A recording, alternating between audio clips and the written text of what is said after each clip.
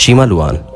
शीमा Luann एक American YouTuber थीं जो सुपर प्लैनेट डोलान नाम के चैनल के लिए काम करती थीं। ये एक एनिमेशन फन चैनल था और शीमा उसमें खुद काम करती थीं। 2016 में आई एक वीडियो जिसका शीर्षक था फ्यूचर ऑफ प्लैनेट डोलान, जिसमें उन्होंने बताया था कि एकदम से उनका संपर्क उनके लोगों से टूट चुका है जो इस चैनल के लिए काम करते थे। लेकिन अंत में उन्होंने इस वीडियो में बताया कि वो सेफ हैं और उनके साथ कुछ बुरा नहीं हुआ। बेशक ऐसे वीडियोस को देखकर उनके चाहने वालों ने बातें बनानी शुरू कर दी, जिसके बाद लोग ये मानने लगे कि ये वीडियो चैनल को मैनेज करने वाले लोगों ने डाला है और डोलान खुद कहीं गायब हो चुकी हैं। इस वीडियो के सहारे उनकी टीम उनके गायब होने के रहस्य को छुपाना चाहती है। सन 2020 की जनवरी में एक यूट्यूबर ने उनके गायब होने के बारे में जानना चाहा। इसके बाद उनके वीडियोस पर लूना के टीम मेंबर का एक कमेंट आया जिसमें कहा गया कि शीमा असल में कोई इंसान नहीं थी, वो सिर्फ एक एनिमेशन कैरेक्टर थी।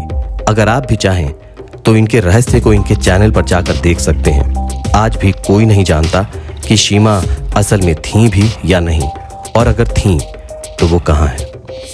मैक एडवेंचर्स, एक चैनल जिसका नाम मैक एडवेंचर्स था, जो असल में एक बाप और बेटे का चैनल था। ये आमतौर पर एरिया 51 के ऊपर वीडियो बनाते थे। सन 2016 में इस चैनल पर एक वीडियो अपलोड किया गया जिसमें ये बताया गया था कि वो फाइनली एरिया 51 में पहुंच गए हैं, और जैसे ही वो वहां पहुंचे एक ट्रक उनके पास आया जिसमें बहुत सारे गार्ड मौजूद थे। उनके पास हथियार थे और आते ही उन्होंने इन दोनों बाप और बेटों को रुकवाया। उसके बाद उनको यहीं से वापस मुड़ जाने को कहा गया।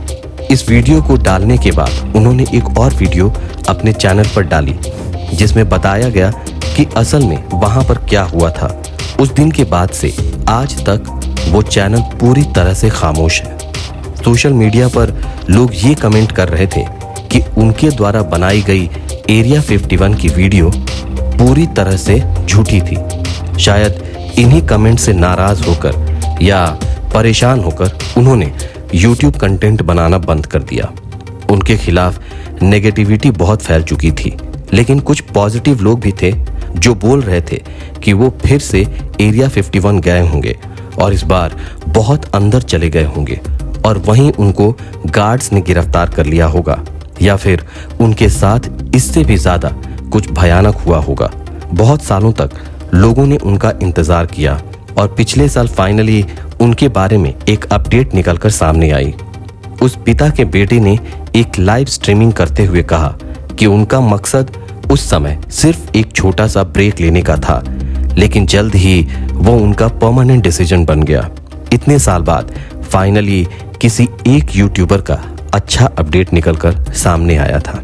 केन जुम्बा यूट्यूब चैनल, जिसका असली नाम केविन वू था, असल में ये यूट्यूब तब से चला रहे थे जब यूट्यूब इस दुनिया में नया आया था। सन 2006 से 2008 तक आते आते उनका चैनल यूट्यूब का तीसरा सबसे बड़ा चैनल था। अपनी सक्सेस की वजह से उन्हें हॉलीवुड की फिल्मों में भी काम दिया गया, जिसके बाद उन्होंने अपने चैनल पर वीडियोस डालना थोड़ा कम कर दिया। एक समय ऐसा आया जब उन्होंने अपने चैनल को ही प्राइवेट कर दिया था। वो असल में अपने करियर पर ध्यान देना चाहते थे। सन 2015 वो समय था जब केविन वू यूट्यूब से पूरी तरह से गायब हो चुके थे। लोगों ने उनकी चिंता करनी शुरू कर दी। इसके बाद उनके बारे में काफी अफवाहें उड़ी, जिससे लोग सोच रहे थे कि उन्हें क्या हुआ होगा या फिर वो कहां चले गए। किस्मत से इन सारे सवालों का जवाब खुद केविन ने ही दिया। उन्होंने बताया कि उनका एक्सीडेंट हो गया था जिसमें वो बुरी तरह से घायल हो चुके थे। उनकी रीढ़ की हड्डी तक टूट चुकी थी। इसके अलावा उन्हें और भी कई साइकोलॉजिकल प्रॉब्लम्स हो गई थीं, जिसके बाद से सिर्फ अपने शरीर पर ही ध्यान दे रहे हैं। ये बात सोचकर ही कितना डरावना लगता है कि एक यूट्यूबर जो एक समय में सबसे बड़े चैनल में गिना जाता था, वो इस तरह से गायब हो जाएगा। मरीना जॉयस नाम की ये यूट्यूबर फैशन वीडियोस अपलोड किया करती थी। कमाल की बात ये थी कि उनके पूरे 21 लाख सब्सक्राइबर थे, लेकिन लोगों ने उनके बारे में ये बातें बनाना शुरू कर दिया कि उनके साथ कुछ गलत जरूर हो रहा है। वो अपनी नई वीडियोस में अजीब ही बिहेव कर रही थी। उनकी नजरों में डर साफ दिखाई दे रहा था और फिर लोगों का डर सच भी साबित हुआ। उनके एक वीडियोस में उनके पीछे एक बंदूक रखी हुई दिखी और इसी वीडियो में उनके साथ हुई मार पिटाई के निशान भी थे।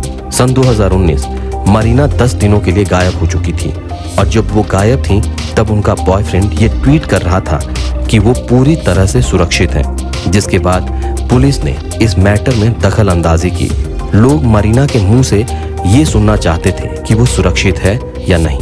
किस्मत से मरीना को पुलिस द्वारा ढूंढ लिया गया और मरीना ने खुद बताया असल में वो कहीं गायब नहीं हुई थी। उसने बताया कि उनका बॉयफ्रेंड उसका ध्यान रख रहा था, लेकिन फिर भी लोग बहुत से सवाल उनसे पूछना चाहते थे।